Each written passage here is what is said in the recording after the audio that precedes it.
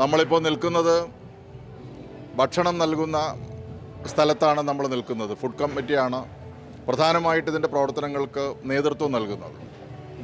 ഒരു ദിവസം ഏതാണ്ടൊരു 25,000-ഓളം ആളുകൾക്ക് ഭക്ഷണം നൽകുക, കുട്ടികൾക്കും അവരോടൊപ്പം എസ്കോർട്ട് വരുന്നവർക്കും അധ്യാപകർക്കുമെല്ലാം ഭക്ഷണം നൽകുക എന്നുള്ളത് ഏറ്റവും ശ്രമകരമായിട്ടുള്ള ഒരു പ്രവർത്തനമാണ്. പക്ഷേ നജീബിൻ്റെ എല്ലാ നേതൃത്വത്തിലും ഇവിടെ വളരെ ഭംഗിയായിട്ട് ഒരു പ്രാവശ്യം തന്നെ 2,500 പേർക്ക് ഒരുമിച്ച് ഭക്ഷണം കഴിക്കാൻ പറ്റുന്ന വിപുലമായ സൗകര്യമാണ് നമ്മളിപ്പോൾ ഇവിടെ ഭക്ഷണങ്ങൾ വിളമ്പുന്ന സ്ഥലത്ത് ഒരുക്കിയിരിക്കുന്നത്.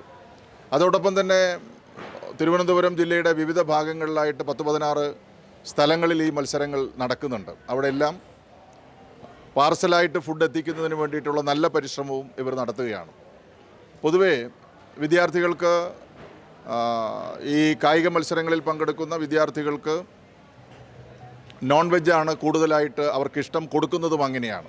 അപ്പോൾ എല്ലാ നോൺ വെജും പാകം ചെയ്ത് അവർക്ക് നൽകുക എന്നുള്ളത് ഏറ്റവും ശ്രമകരമായിട്ടുള്ളൊരു പ്രവർത്തനമാണ്. അത് കൃത്യതയോടുകൂടി നിറവേറ്റാൻ വേണ്ടിയിട്ട് നമ്മുടെ KSTയുടെ അധ്യാപക വിഭാഗത്തിന് സാധിക്കുന്നുണ്ട് എന്നുള്ളതാണ് ഏറ്റവും പ്രധാനം. അതിനെ സഹായിക്കുന്നതിന് വേണ്ടിയിട്ട് വിദ്യാർത്ഥി വിഭാഗങ്ങളിൽ നിന്ന് സ്കൗട്ട് ആൻഡ് ഗൈഡ്സ് ഉണ്ട്, മറ്റ് വിഭാഗങ്ങളുണ്ട്. എല്ലാവരും കൂടി ചേർന്ന് ഈ തിരുവനന്തപുരത്തെ ഈ ഏറ്റവും കൂടുതൽ വിദ്യാർത്ഥികൾ പങ്കെടുക്കുന്ന, ഒരുപക്ഷെ ഏഷ്യയിലെ തന്നെ ഏറ്റവും കൂടുതൽ വിദ്യാർത്ഥികൾ പങ്കെടുക്കുന്ന ഈ കായിക മേളയ്ക്ക് ആതിഥ്യമരുളി ആ പ്രവർത്തനങ്ങൾ നടത്തി വരികയാണ്. എല്ലാവരും വിജയിക്കട്ടെ എന്നാണ് ഞങ്ങളുടെ ആശംസ. എല്ലാവർക്കും നല്ല ഭക്ഷണം നൽകുക എന്നുള്ളതാണ് ഞങ്ങളുടെ കർത്തവ്യം. അത് ഞങ്ങൾ നിറവേറ്റി വരികയാണ്.